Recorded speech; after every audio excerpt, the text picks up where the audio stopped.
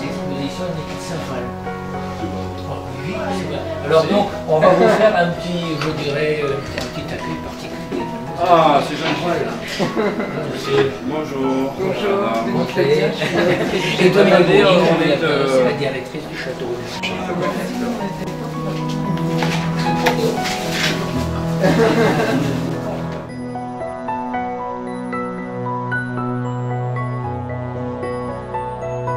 Sur le site de Malbrook, donc sur TV Thérapik, avec Monsieur Val, donc qui est notre 50 millième visiteur. Donc Monsieur Val, vous venez de quelle région? La région de Béziers, l'Espignan, à côté de Béziers, dans l'Hérault.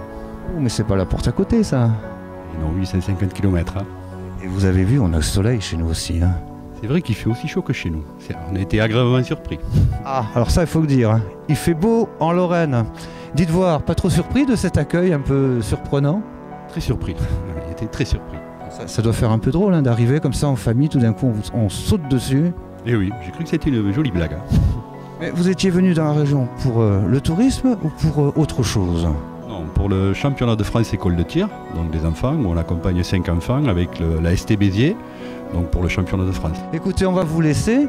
En tout cas, encore une fois, merci d'être venu, hein, puisque vous avez été consacré le 50 millième visiteur de cette exposition Nikit Saint-Phal. Pour l'instant, je pense que vous n'avez pas encore vu grand-chose. Encore, non, mais je vais aller visiter. Mais vous allez voir, ça vaut vraiment le coup d'œil. Merci. Voilà, bonne journée, au revoir. On est avec monsieur Jean-Marie Blanchet, qui représente le Conseil général du Canton de Sierck. Donc aujourd'hui sur l'exposition Nikit de Saint-Falc, où on a accueilli à l'instant le 50 millième visiteur de l'exposition, je peux dire. Et moi, ce que j'aurais voulu vous demander, c'est cette exposition Nikit Saint-Falc pour le Conseil général. Ça représente quoi et ça représente quoi aussi en visiteurs sur la période? Parce que 50 000, c'est d'accord, mais sur combien de temps? Alors écoutez, l'exposition Nikit Saint-Phal, elle fait partie d'un programme d'exposition temporaire. Vous savez, depuis que le château a été ouvert au public en 98, évidemment qu'il y a l'exposition permanente du château, sur l'histoire du château, mais on sait très bien et on se rend compte que dans des lieux historiques tels que celui-là, ça ne suffit pas. Et donc par conséquent, on organise, pas forcément tous les ans, mais presque, des expositions temporaires. Nikit Saint-Phal s'inscrit un petit peu dans cette politique générale d'animation du site de Malbrook en particulier, mais on le fait ailleurs. L'an dernier, on avait Napoléon ou les splendeurs de l'Empire, mais si on fait un comparatif en termes de fréquentation, Nikit Saint-Phal est très largement devant. À la même époque, on avait à peu près 35 000 visiteurs avec l'exposition sur Napoléon. Aujourd'hui, on a donc le 50 millième visiteur qui vient d'entrer au château et qu'on a accueilli, je dirais, d'une manière amicale et un petit peu symbolique, pour marquer le coup, comme ça se fait d'une manière générale. Ça veut dire que sur l'exposition Nikit Saint-Phal, 15 000 visiteurs de plus que l'exposition de l'an dernier, les splendeurs de l'Empire, alors qu'en réalité, nous avons ouvert avec 15 jours de moins.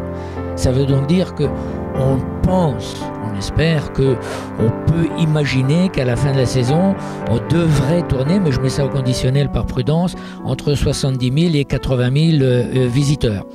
Ceci étant, n'oubliez pas qu'on est dans un petit village de Moselle, on est en zone rurale, et que le fait qu'on amène la culture, ça c'était la volonté du Conseil général de la Moselle, amener la culture dans des secteurs ruraux en particulier où elle n'était pas, eh bien il faut qu'on ait quand même une politique importante et je dirais des édifices intéressants, des expositions temporaires et permanentes de qualité, de manière à faire venir le public qui a plutôt l'habitude d'arriver dans les grandes villes plutôt que d'arriver dans des petits villages. Et jusqu'à présent, je dirais qu'on est quand même très satisfait parce que le système, on va dire, fonctionne bien. J'espère avoir répondu à vos attentes.